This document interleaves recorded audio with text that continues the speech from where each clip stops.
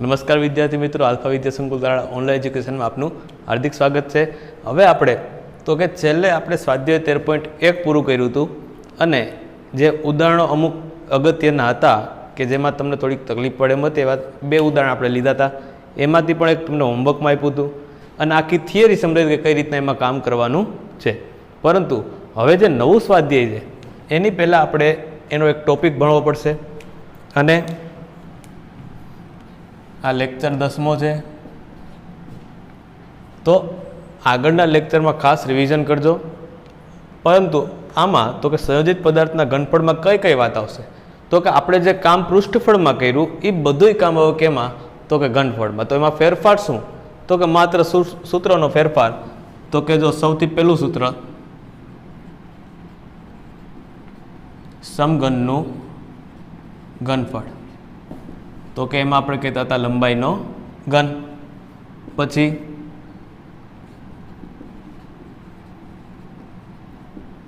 લંબઘનનું ઘનફળ, એમાં કહેતા હતા LBH, એટલે કે લંબાઈ ગુણ્યા પહોળાઈ ગુણ્યા ઊંચાઈ। પછી તો કે નળાકારનું ઘનફળ πr²h,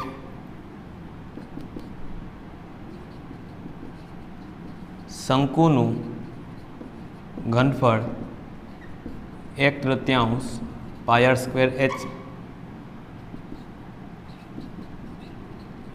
ગોલકનું ઘનફળ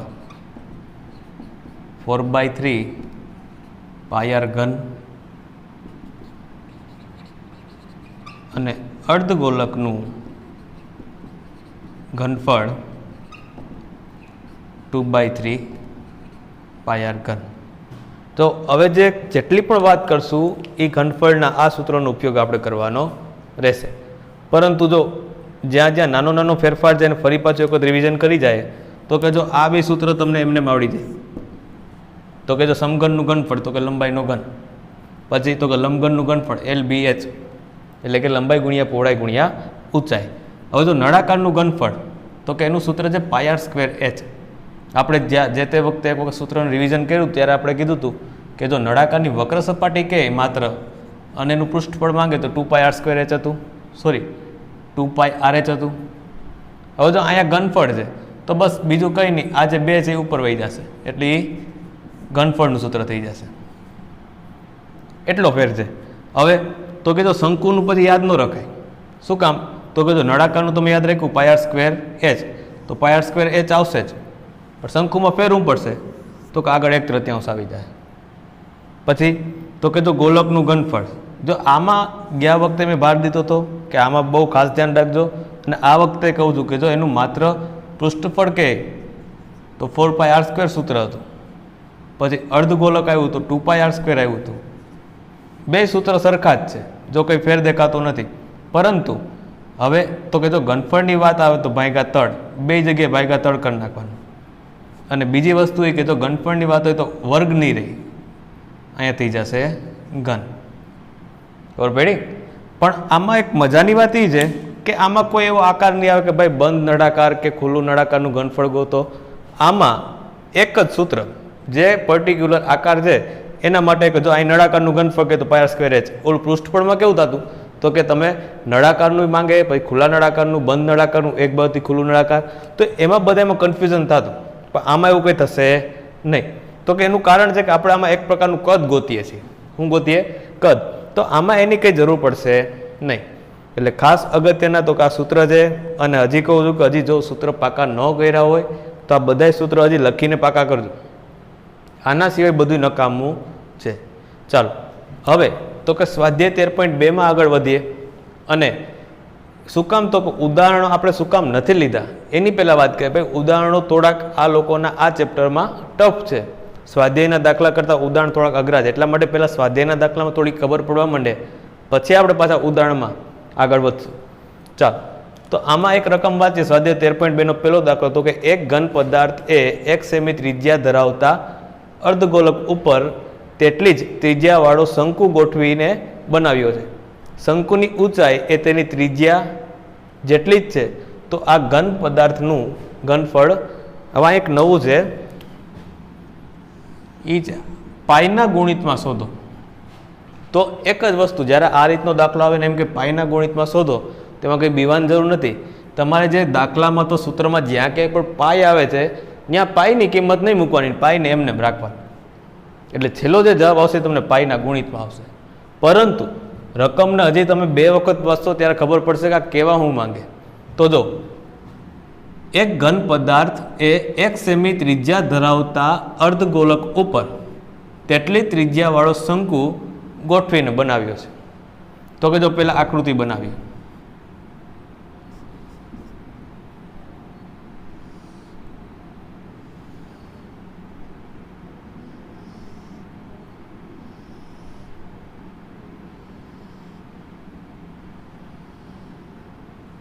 ધારો કે આ આકાર છે જે માંગ્યો છે એ કે અર્ધગોલક ઉપર શંકુ આપણે ગોઠવીને મૂક્યો છે. પછી હું કીધું તો કે શંકુની ઊંચાઈ એ તેની ત્રિજ્યા જેટલી છે. તો કે શંકુની ઊંચાઈ અને આ ત્રિજ્યા બે કેવી છે? સરખી છે. એટલે આપણે ત્રિજ્યાને આર તરીકે દેખાડીએ, બરોબર? તો ઊંચાઈ અને ત્રિજ્યા બે સરખી છે, તો આ બે સરખા થયા કે નહીં? તો આપણે આને આર કહી શકીએ. હાલો આકૃતિમાં તો આપણે નાના મોટું દેખાય છે, આપણે રકમ પ્રમાણે જોઈએ કે જો ત્રિજ્યા અને શંકુની ઊંચાઈ બે કેવી છે? સરખી છે. તો આ બે આર આર થઈ ગયા કે નહીં? હવે તો આ ઘન પદાર્થનું ઘનફળ પાઈના ગુણિતમાં મેળવું. તમારે કંઈ બીવાની જરૂર નથી ભાઈ, નવું કંઈ નથી. ચાલો હવે જો આમાં બે આકાર આવ્યા, ક્યાં ક્યાં? તો કે ઉપર શંકુ દેખાય અને નીચે દેખાય છે અર્ધગોલક. તો કે આમાં તકલીફ ક્યાં પડશે? તો કે જો આની ત્રિજ્યા છે શંકુની ત્રિજ્યા, એ જ અર્ધગોલકની ત્રિજ્યા થઈ.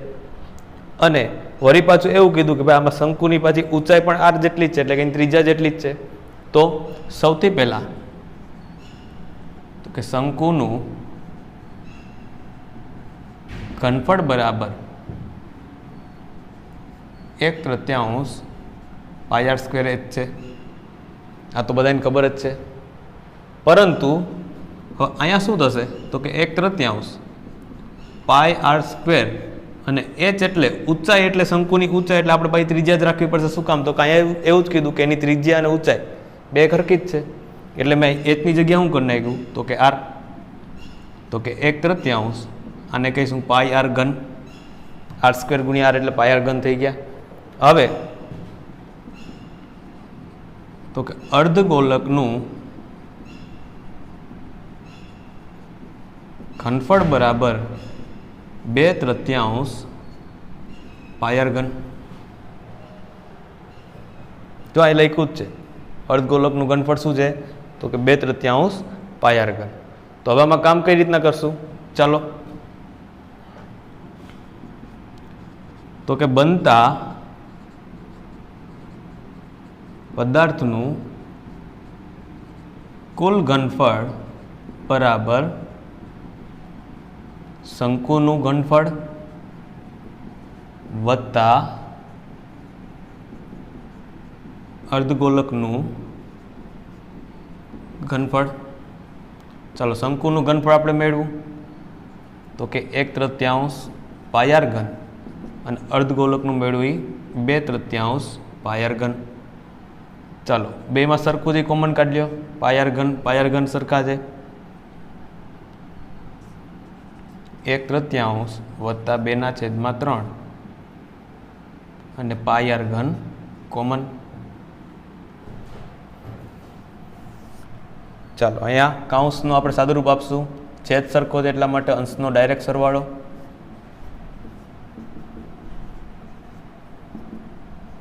તો કે 3/3 પાઈ આર ઘન. 3 કેન્સલ થઈ જશે એટલે વધશે પાઈ આર ઘન. તો છેલ્લે જો અહીંયા કોઈ પણ પ્રકારનો આંકડો તમારી બુકમાં એક જગ્યાએ આપેલો છે, તો કે 1 સેમી ત્રિજ્યાવાળો. તો હવે અહીં ત્રિજ્યા આર બરાબર 1 સેમી હોવાથી તેથી પાઈ 1નો ઘન અને 1નો ઘન ગમે એ કરો એટલા માટે જવાબ આવશે પાઈ. માટે સંપૂર્ણ પદાર્થનું ઘનફળ પાઈ સેમી ઘન થશે. જો પાઈના ગુણિતમાં એટલે શું, તો કે જો છેલ્લે પાઈની કિંમત આમાં આખામાં મેં કે પાઈની કિંમત મૂકી નહોતી. પાઈની કિંમત જેમ હતી એમ જ યથાવત રાખી. અને છેલ્લે તો કે જો આમાં દાખલામાં અલગ અલગ રીત આવે. ઘણા લોકો આરની કિંમત અહીંયા મૂકી દે તો પણ ચાલે. મેં શું કર્યું તો કે બધું સાદુરૂપ આપી અને છેલ્લે આરની કિંમત બાકી રાખી હતી. અને છેલ્લે મેં આરની કિંમત મૂકી દીધી એટલે પાઈ 1નો ઘન એટલે 1નો ઘન એટલે 1 એટલે પાઈ જવાબ આવ્યો.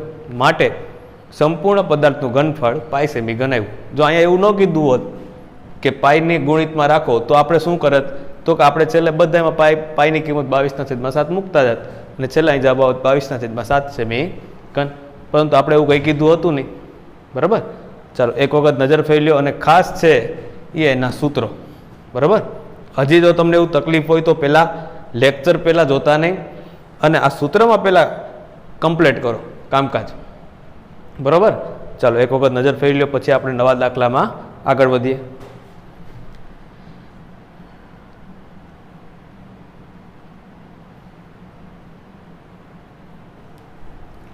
ચાલો તો હવે એના પછી તો કે બીજો દાખલો, અને બીજો દાખલો થોડોક રકમમાં બહુ મોટો છે પરંતુ ઘણી બધી વસ્તુ આમાં એવી છે કે ઘણી નકામી છે. માત્ર તમને કન્ફ્યુઝ કરવા માટે એક આ પ્રકારનો દાખલો આપ્યો છે. ચાલો જોઈએ. તો કે એન્જિનિયરિંગના વિદ્યાર્થી રસેલને આ એક નામ છે. નળાકારના બંને છેડે પાતળી એલ્યુમિનિયમની શીટમાંથી બનેલો શંકુ બેસાડી એક નમૂનો તૈયાર કરવાનું કહેવામાં આવ્યું. તો કે જો સૌથી પહેલાં તો એનો આકાર સમજો. તો કે એક નળાકાર શીટ છે અને બંને છેડે એક પ્રકારની શંકુ એટલે કે બંને છેડે શંકુ લગાડવામાં આવ્યું. પછી તો કે આગળ વાંચીએ તો કે નમૂનાનો વ્યાસ 3 સેમી અને લંબાઈ 12 સેમી છે. જો શંકુની ઊંચાઈ 2 સેમી હોય તો રસેલે બનાવેલ નમૂનામાં કેટલી હવા સમાશે તે શોધો. અને બીજું કાઉન્સમાં એક લખ્યું છે કે ધારી લો કે નમૂનાના અંદરના અને બહારના માપો લગભગ સમાન છે. હવે આવું કાઉન્સમાં કહેવાની જરૂર શું હતી, તો કે એનું કારણ છે કે જે આ પતરામાંથી એલ્યુમિનિયમમાંથી બન્યું છે એની થિકનેસ એની જાડાઈ જે લોકોએ અવગણી છે. એટલા માટે એને ચોખવટ કરીને કહેવું પડ્યું ભાઈ એવું આપણે ધારી લેવાનું છે કે એના બહારના ને અંદરના ભાગોના માપ કેવા છે, તો કે સરખા છે. ચાલો હવે પહેલાં તો સૌથી પહેલાં એની આકૃતિ દોરીએ.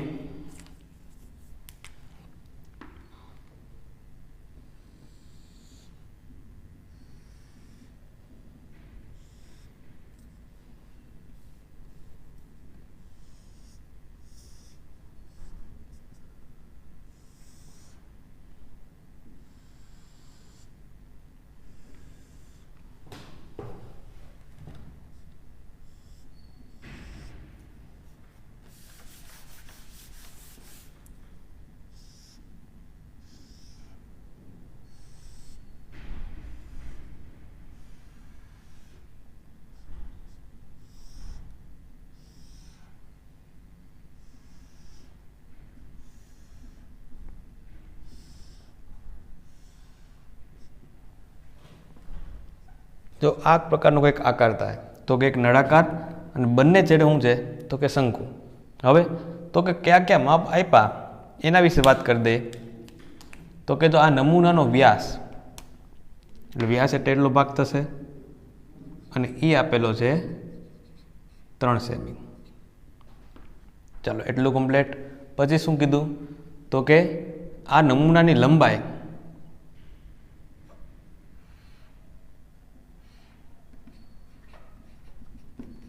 એ આપેલી છે 12 સેમી. ચાલો બીજી વસ્તુ પછી શંકુની ઊંચાઈ તમને આપેલી છે 2 સેમી.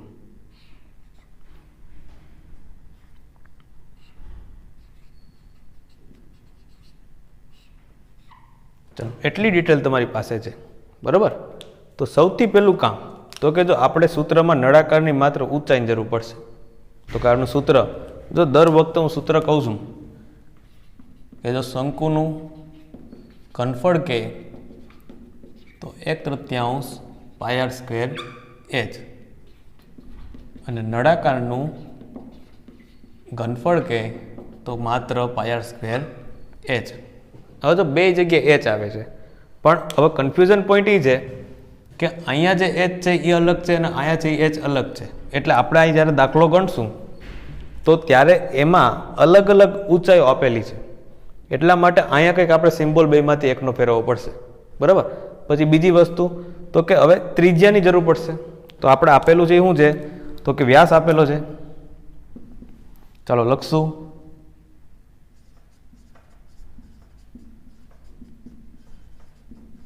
નમૂનાનો વ્યાસ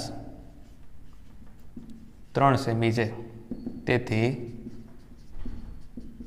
નમૂનાની ત્રિજ્યા r બરાબર 3/2 સેમી અથવા તો 1.5 સેમી. ચાલો અહીં સુધી કમ્પ્લીટ. હવે બીજી વસ્તુ, શંકુની ઊંચાઈ. હવે આપણે એને સ્મોલ એચ કહેશું. શંકુની ઊંચાઈ શું કહેશું? Small H. એટલે આપણે જે નળાકારની ઊંચાઈ આપણે ગોતશું એના માટે આપણે કેપિટલ એચ કહી દઈશું. તો શંકુની ઊંચાઈ 2 સેમી. ચાલો હવે તો કે જો અહીંયા નળાકારની ઊંચાઈ આપણે ડાયરેક્ટ મળશે નહીં. તો નળાકારની ઊંચાઈ જોતી હોય તો આખા ભાગમાંથી આ બે કટકા છે શંકુના એ બાદ કરી નાખીએ એની ઊંચાઈ, તો આપણે એટલા નળાકારની ભાગ ઊંચાઈ મળી જાય કે નહીં. તેથી નળાકારની ઊંચાઈ, હવે હું કેપિટલ એચ કહું છું, બરાબર કુલ ઊંચાઈ માઇનસ 2 શંકુની ઊંચાઈ. ચાલો કુલ ઊંચાઈ આપેલી છે 12 સેમી 2 અને શંકુની ઊંચાઈ છે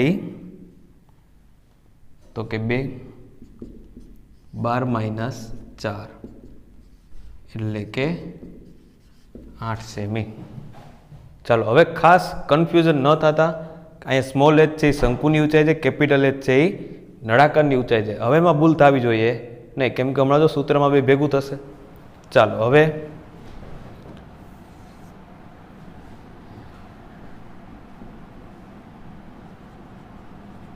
આપેલ નમૂનાનું ઘનફળ બરાબર નળાકારનું ઘનફળ વત્તા, હવે જો અહીં માત્ર શંકુનું ઘનફળ નહીં લખે. શું કામ? તો કાંઈ બે શંકુ છે, વત્તા 2 શંકુનું ઘનફળ. ચાલો નળાકારનું ઘનફળ પાય આર સ્ક્વેર. હવે અહીં કેપિટલ એચ લખવો પડશે, કેમ કે આપણે અહીંયા નળાકાર માટેની ઊંચાઈ કેપિટલ એચ રાખી છે, વત્તા 2 શંકુનું ઘનફળ તો 1/3 પાય આર સ્ક્વેર એચ. અહીંયા આવશે એ સ્મોલ એચ આવશે, એટલે ખબર પડે કે ભાઈ ઊંચાઈ કઈ લેવાની છે એ. ચાલો હવે બંને જગ્યાએથી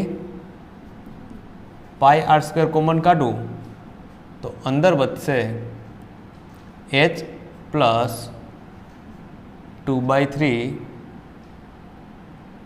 સ્મોલ એચ. ચાલો જે કિંમત જાણો છો એ મૂકી દો.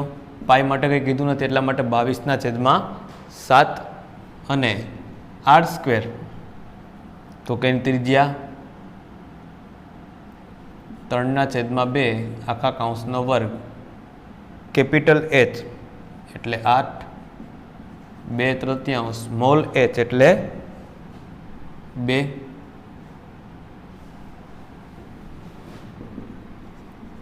22/7 ગુણ્યા 9/4 કૌંસમાં 8 વત્તા 4/3. ચાલો આનું જે સાદુરૂપ આવશે એનો જવાબ આવશે સેમી ઘન. અને છેલ્લે એક લીટી લખવી પડશે, આ નમૂનામાં ખાલી જગ્યા સેમી ઘન હવા સમાઈ શકશે. ચાલો ખબર પડી.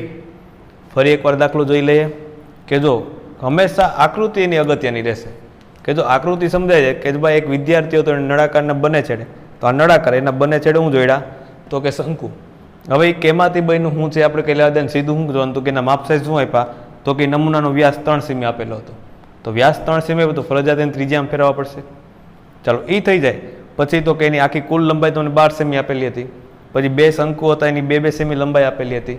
એ થઈ ગયું. તો આપણે નળાકારની ઊંચાઈની જરૂર પડે તો શું કરવું પડે તો કુલ ઊંચાઈમાંથી આ 2 કટકા છે એ બાદ કરવા પડે. તો એ કટકા બાદ કરશો એટલે એની 8 સેમી ઊંચાઈ આવશે. પછી તો કે નળાકારનું ઘનફળ વત્તા 2 ગુણ્યા શંકુનું ઘનફળ. તો કાંઈ 2 શું કામ તો કે ભાઈ આપણી પાસે એક શંકુ નથી 2 શંકુ છે એટલા માટે 2 શંકુની વાત કરવી પડે. સૂત્ર મૂકો અને વ્યવસ્થિત બધું સાદુરૂપ આપશો એટલે તમને સેમી ઘનમાં જવાબ આવશે. અને હવે ખાસ ધ્યાન રાખજો જ્યારે ઘનફળની વાત આવે ત્યારે હંમેશા જ એનો એકમ સેમી ઘન મીટર ઘન એ રીતના લખવો પડશે. ચાલો એક વખત નજર ફેરવી લો પછી આગળ વધીએ.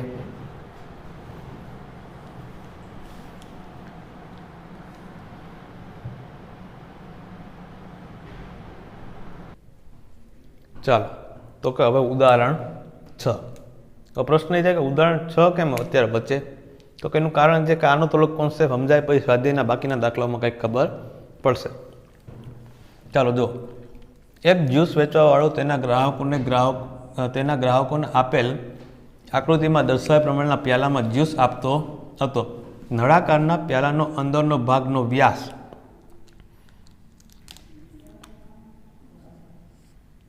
કેટલો આપેલો છે 5 સેમી.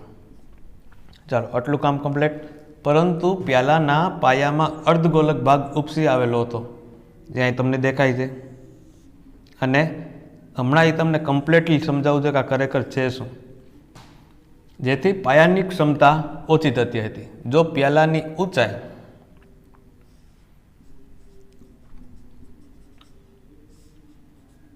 દસ સેમી હોય તો તેની આભાસી ક્ષમતા, જો આ 2 શબ્દ અગત્યના છે, આભાસી ક્ષમતા અને તેની વાસ્તવિક ક્ષમતા શોધો.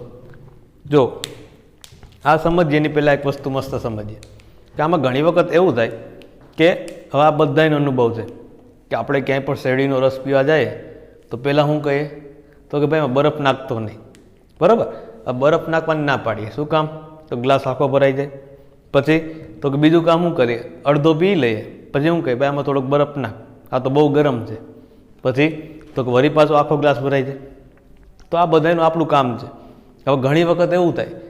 હજી એક બીજું ઉદાહરણ કે ક્યાંક એવા કોઈ મહેમાનના ઘરે ગયા કે થોડાક મખીચૂસ છે એટલે એના તમે પ્યાલાને ક્યારેક જોવો તો તમને ખબર પડે કે એ પ્યાલાની સાઇઝ મોટી હોય.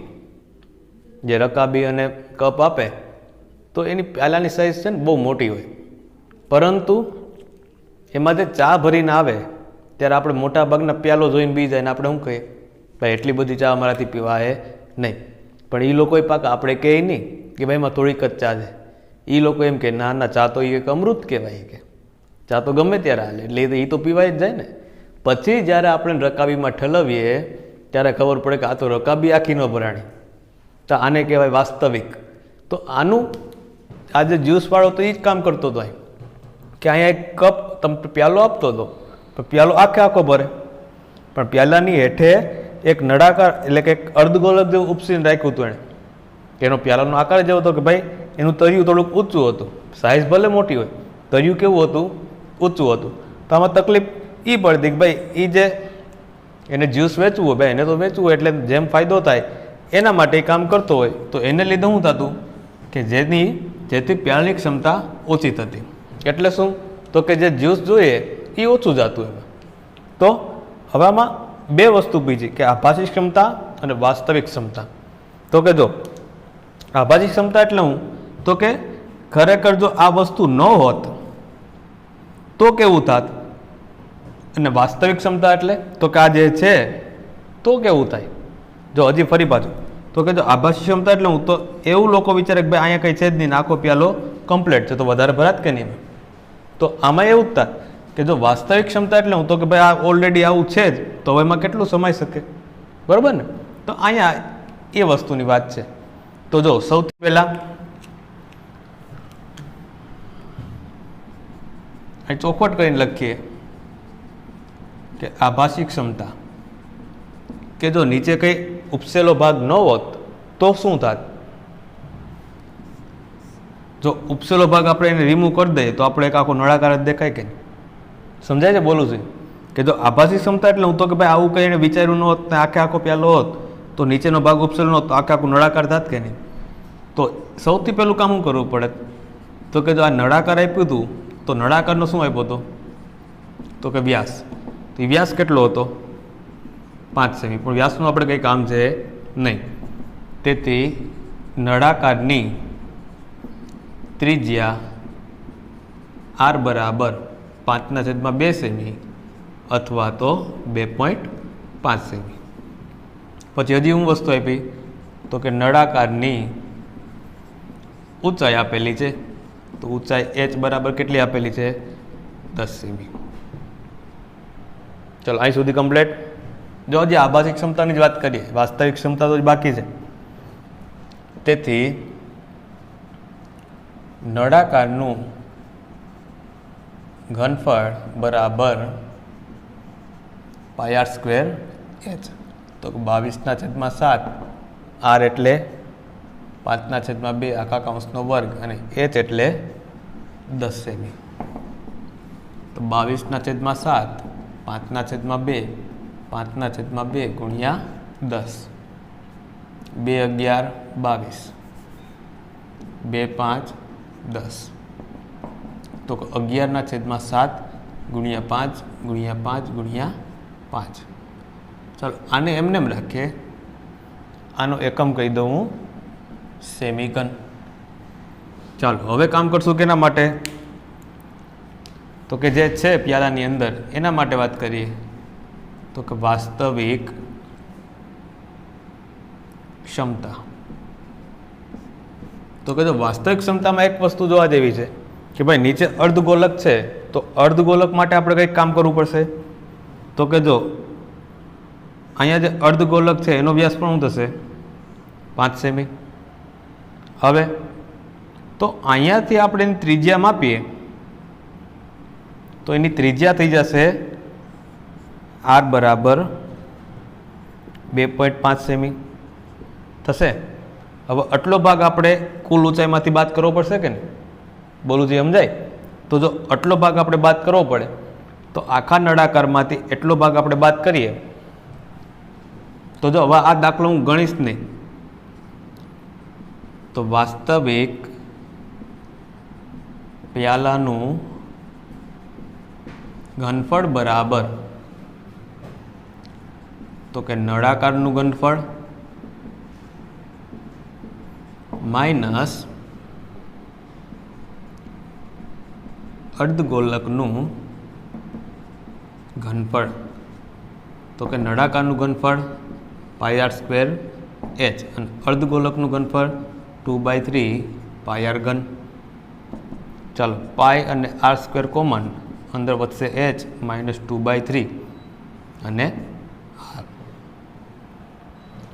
ચાલો આ રીતના થશે. અથવા તો અહીંયાથી બે રીત થાય. આ આપણે ઉપર મેળવી લીધું છે એ ડાયરેક્ટ અહીં મૂકી દો તોય દાખલો થશે. અથવા તો અહીંયા તમે જે કિંમતો મૂકો એ કિંમતો મૂકી અને જે જવાબ આવે એ અને એ આવશે સેમી ઘન. તો આ જે અહીંયા તમને જવાબ મળશે આનું સાદુરૂપ આપશો અને જે જવાબ મળશે સેમી ઘનમાં એ શું હોય છે? તો કે આભાસી ક્ષમતા. કે ભાઈ આમાં આટલું જો નીચે પ્યાલો ન હોત તો આમાં એટલું આમાં જીવ સમાઈ શકે. અને આ શું છે? તો વાસ્તવિક ક્ષમતા. જો ભાઈ વાસ્તવિક ક્ષમતા એટલે ભાઈ જે છે એ પ્યાલાની નીચે છે.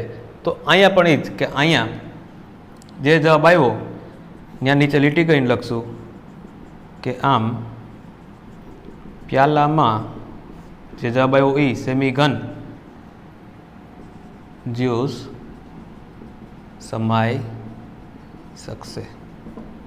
જો તમારી પાસે જે બુક છે ટેક્સ્ટ બુક એની અંદર કઈ રીતના આપ્યું? તો કે ભાઈ એણે પહેલાં એકનું ગોતી લીધું, પછી એણે તો કે નીચે જે અર્ધગોલક છે એનું ગોઈતું અને જે પહેલાં ગોઈતું નળાકારનું એને આભાસી ક્ષમતા કહી દીધી અને પછી શું કર્યું તો કે એણે નળાકારના ઘનફળમાંથી અર્ધગોલકનું ઘનફળ બાદ કરી નાખ્યું, એટલે આ જવાબ મળી ગયો. એણે એ રીતના કામ કર્યું, આપણે એના કરતાં થોડુંક અલગ કામ કર્યું છે. બરાબર, ચાલો એક વખત નજર ફેરી લ્યો, પછી આપણે આગળ વધીએ.